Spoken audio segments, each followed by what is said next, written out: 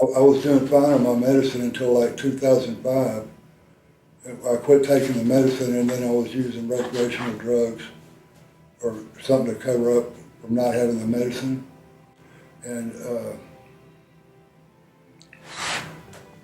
that, that landed me, I OD'd a couple of times. I got got locked up on it, and the police locked me up for acting irrational and stuff, because I was having some issues.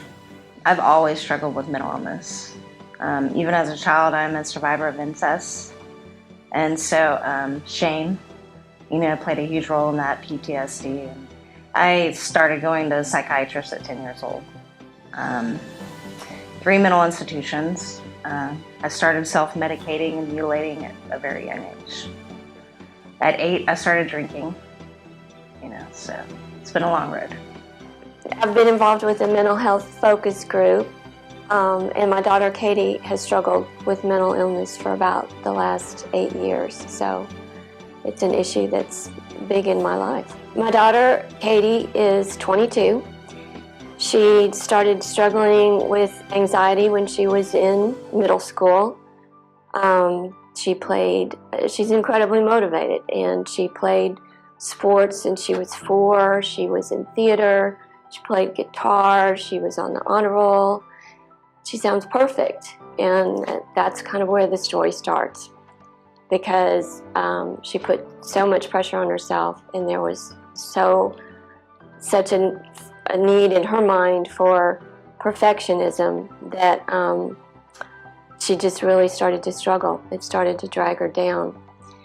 So this is Katie's story, and I texted her the other day and I said, "What do you want me to tell people about your struggle with mental illness?" And she said, "The biggest thing is the language and the stigma that comes with so much of the language that revolves around mental illness. And part of that language is perfectionism. I think most people think perfectionism is a good thing, and it's not. It's destructive, because we can never be perfect.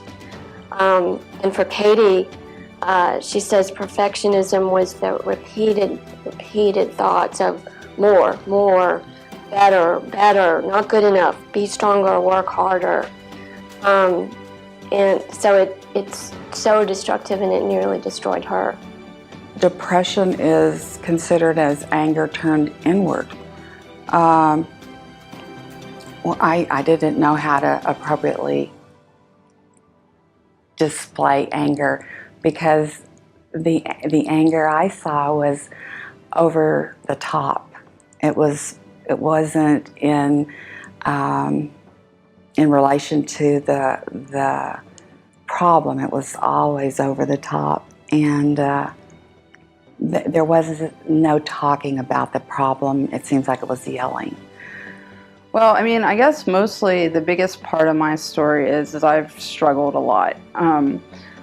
A lot of my life I've felt very alone, like I can't talk about it. I mean, it's, there's that stigma, and I'm strong, and it doesn't matter how bad I hurt inside, it's got to kind of, I got to pretend, I could be in a room full of people and still feel very alone. And I think in that, I've learned how to understand people who are dealing with the same thing, and I have a real big heart for it. So I guess the piece that I got out of this, this difficulty with depression is that I know that when you're in that place, it's really hard to reach out. So I just try to recognize people are dealing with the same thing, and I try to reach out to them, because I know that so many times I've been in that place and I felt really alone, and I was like, man, I just wish somebody would help me out of it. It became much easier on me dealing with it once I understood and accepted that the mental illness and the addiction doesn't define our son. Our son is still there. He's still our son. The mental illness and the addiction is this thing that's been that he's having to struggle with, but it's not him. And so I can go through life now loving my son and hating the addiction and the mental illness. And in fact, at times I feel like I have more of a relationship or had more of a relationship with the mental illness and addiction than I had my son. But it made a world of difference to me as his father to understand that the mental illness and the addiction is not my son. Well, we all have struggles, and I don't know why this one is the fear factor for people. I guess for people, it was number one, there's help. Don't shy away, and I think accepting people who have mental illness is part of the help that anyone would need. Just like you need help when you're having cancer, or you need help when you lose a job. Everybody needs help, so don't run away.